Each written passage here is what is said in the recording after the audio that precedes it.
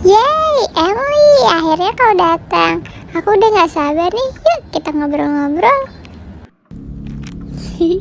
Iya nih Klau, akhirnya ya kita bisa ketemu. By the way, mana anakmu? Biasalah, lagi tidur sama bapaknya. Kalau lagi sama bapaknya, aku bisa bebas beberes rumah. Berdiri aja, yuk duduk dulu yuk. Hehehe, santai aja kali Klau. Yuk. Aha, sekarang tolong ceritain ya, gimana sih pengalaman kamu pakai IUD? Kalau aku sih sejauh ini aman, gak ada keluhan yang berarti gitu sih. Ya mensnya memang jadi lebih banyak, tapi itu kan masih dalam batas normal. Aku juga sebenarnya pengen sih pakai IUD, tapi teman-teman pada cerita kalau IUD itu serem. Katanya nanti kalau pakai IUD-nya bisa jalan-jalan loh, bisa ke jantung lah, bisa nuncep lah, bisa tetap kebobolan lah, pokoknya banyak banget. Ya itulah, memang banyak beredar di masyarakat hoax tentang IUD. IUD-nya jalan-jalan. Emang IUD-nya nggak PPKM ya?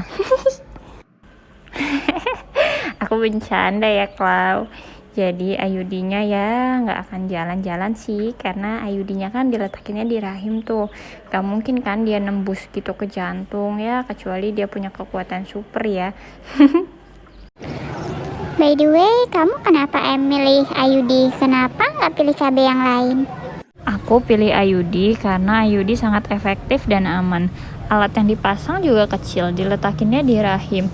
Jadi tanpa melukai, tanpa dibius, tanpa disayat, tanpa disuntik. Ya enak deh, karena aku nggak suka sih kalau misalnya, apalagi kalau suntik kan harus disuntik terus-terusan tuh gitu. Lagi pula IUD ini jangka waktunya kan panjang, tapi bisa bebas loh dicabut kapan aja.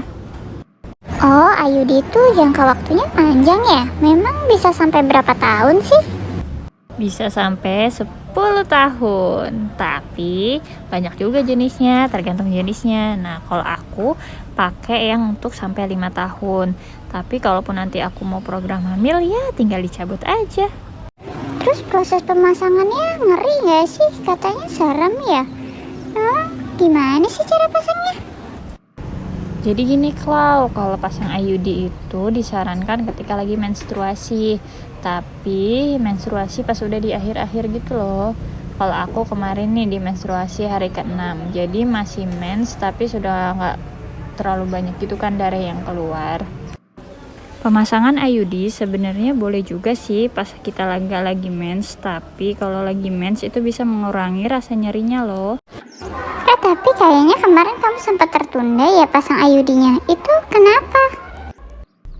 Jadi ada beberapa kriteria tuh yang gak bisa dipasang IUD. Di antaranya kemungkinan hamil, baru saja melahirkan 2-28 hari, kemudian menstruasi yang tak biasa, terus ada juga infeksi pada organ kewanitaan. Jadi kalau ada infeksi itu harus diobati dulu infeksinya sampai tuntas.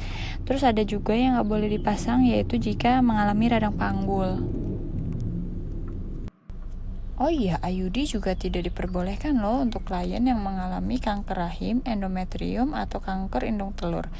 Terus pasien yang mengalami HIV dan AIDS juga nggak boleh pasang IUD, kecuali tidak ada metode lain yang cocok. Nah, sedangkan aku kemarin belum bisa dipasang IUD karena ternyata aku mengalami cervicitis. Jadi karena ada infeksi, jadi harus diobati dulu infeksinya. Alhamdulillah 1 minggu setelah pengobatan, ternyata infeksinya sudah sembuh. Jadi bisa langsung dipasang deh IUD-nya. Oh gitu jadi memang di screening dulu ya untuk pemasangan IUD. Gak semua juga bisa pasang IUD. Bener ya kata kamu, sesuai dengan kondisi masing-masing ya Oh iya terus dokter tahu kamu mengalami cervicitis dari pemeriksaan apa? Kayaknya sebelumnya kamu baik-baik aja kan? Kok tiba-tiba kedeteksi kalau kamu cervicitis? Jadi sebelum pemasangan IUD itu itu kita kan dipasang alat untuk ngelihat bagian serviks kita. Disitulah bisa ditentukan apakah kita layak atau enggak memakai IUD. Nah, kebetulan aku kemarin pas dilihat sama dokternya, ternyata ada infeksi di bagian serviks aku. Memang aku ada keluhan sih sebelumnya. Nah, mungkin keluhan aku itu karena ada serviksitis itu. Dan aku sih bersyukur, alhamdulillah, karena aku mau pasang IUD, aku jadi tahu kalau aku ternyata mengalami serviksitis. Gak kebayang deh kalau seandainya aku gak mau pasang IUD, mungkin sampai kapanpun aku gak tahu kalau aku serviksitis. Karena serviksitis yang berkelanjutan itu efeknya gak baik loh untuk kesehatan reproduksi kita. Ya, alhamdulillah banget deh ketahuan sejak dini, jadi masih bisa diobati. Oh gitu, syukur deh. Yang penting sekarang kamu sudah pasang IUD kan? Iya, Klau, karena keadaan tubuh aku yang kayak gini, makanya aku lebih memilih pakai KB IUD. Karena ya cuman IUD yang aman untuk kesehatan aku. Aku nggak cocok pakai KB yang mengandung hormonal karena bakal berakibat buruk untuk kesehatan reproduksi aku. Memang sih aku punya rencana untuk nambah anak dalam waktu dekat. Tapi berhubung kondisi fisik aku seperti ini, ya aku cuman cocok menggunakan KB IUD. Lagi pula kalau aku mau pakai KB kondom kayaknya ribet deh ya. Jadi aku lebih memilih IUD. Toh suatu saat kapanpun aku mau lepas, boleh kok, walaupun jangka waktunya bisa sampai 5 tahun.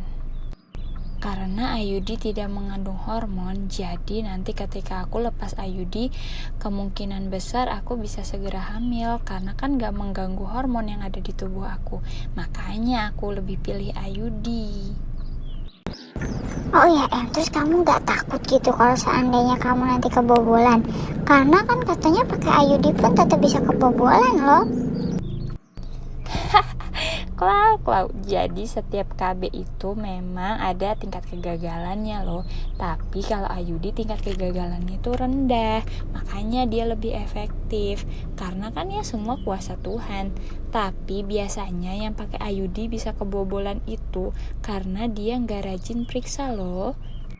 Nanti setelah IUD kita terpasang, kita diajarin kok Klau gimana sih caranya cek secara mandiri untuk menentukan IUD kita masih terpasang atau enggak. Karena ada loh yang kebobolan pakai IUD itu ternyata karena sebenarnya IUD-nya sudah lepas dan dia nggak sadar kalau IUD-nya itu sudah terlepas. Makanya nanti diajarin kok gimana sih caranya menentukan apakah IUD masih ada di dalam tubuh kita atau tidak. Dan disarankan juga untuk melakukan pemeriksaan USG. Kalau di USG itu kan terlihat jelas tuh IUD kita terpasang atau enggak. Dan sekalian juga kan kita kontrol keadaan rahim kita gimana. Berarti kalau anak aku kan sudah 2 tuh ya. Kayaknya memang aku cocok deh ya pakai IUD, kan jangka waktunya juga lama. Dan IUD lebih efektif dan aman untuk kesehatan aku. Boleh deh, nanti aku mau pasang IUD juga. Iya Klaus, setiap orang berhak kok untuk menentukan mau menggunakan KB apapun. Yang penting tetap diperhatikan karena kan kita yang tahu kondisi diri kita seperti apa. Dan jangan lupa tetap konsultasikan diri kita ke dokter, bidan, atau tenaga kesehatan yang kompeten tentang KB.